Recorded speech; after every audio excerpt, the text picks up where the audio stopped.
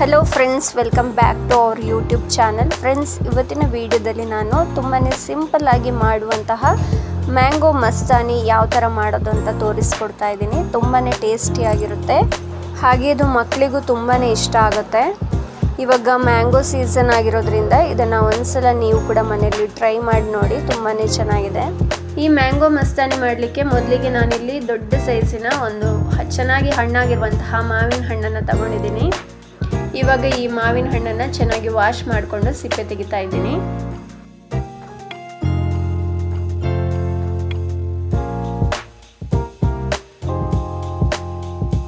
ಮಾವಿನ ಹಣ್ಣಿನ ಸಿಪ್ಪೆ ಎಲ್ಲ ತೆಗೆದಾಯಿತು. ಇವಾಗ ಇದನ್ನು ಸಣ್ಣ ಪೀಸ್ಗಳಾಗಿ ಕಟ್ ಮಾಡ್ಕೊಳ್ಬೇಕು.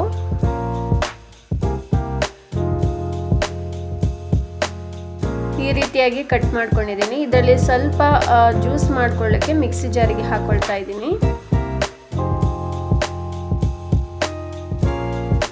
ಈ ರೀತಿಯಾಗಿ ಮಾವಿನ ಹಣ್ಣನ್ನು ಮಿಕ್ಸಿ ಜಾರಿಗೆ ಹಾಕೊಳ್ತೀನಿ. ಹಾಗೆ ಇದಕ್ಕೆ 1 ಕಪ್ಪಷ್ಟು ಕಾಯಿಸಿ ಆರಿಸಿದ ಹಾಲನ್ನು ಹಾಕೊಳ್ತಾ ಇದ್ದೀನಿ. ಇನ್ನು 2 ಕಪ್ಪಷ್ಟು ವೆನಿಲಾ ಐಸ್ ಕ್ರೀಮನ್ನು ಆ್ಯಡ್ ಮಾಡ್ಕೊಂಡಿದ್ದೀನಿ. ನಿಮ್ಗೆ ಯಾವ ಫ್ಲೇವರ್ ಐಸ್ ಕ್ರೀಮ್ ಇಷ್ಟ ಅದನ್ನು ಹಾಕೊಳ್ಳಿ. ನಾನಿಲ್ಲಿ ಶುಗರ್ ಸೇರಿಸ್ತಾ ಇಲ್ಲ, ಅದ್ರ ಬದಲಾಗಿ ಬೆಲ್ಲನ ಹಾಕ್ಕೊಂಡಿದ್ದೀನಿ.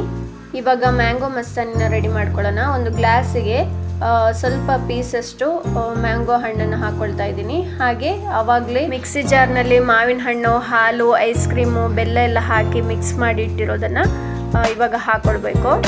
ನೆಕ್ಸ್ಟ್ ಸ್ವಲ್ಪ ಐಸ್ ಕ್ರೀಮ್ನ ಸೇರಿಸ್ಕೊಳ್ತಾ ಇದ್ದೀನಿ. ಹೀಗೆ ಸ್ಟೆಪ್ ಬೈ ಸ್ಟೆಪ್ ಹಾಕೊಂಡ್ರೆ ಈ ಒಂದು ಮ್ಯಾಂಗೋ ಮಸ್ತಾನಿ ರೆಡಿ ಆಗುತ್ತೆ.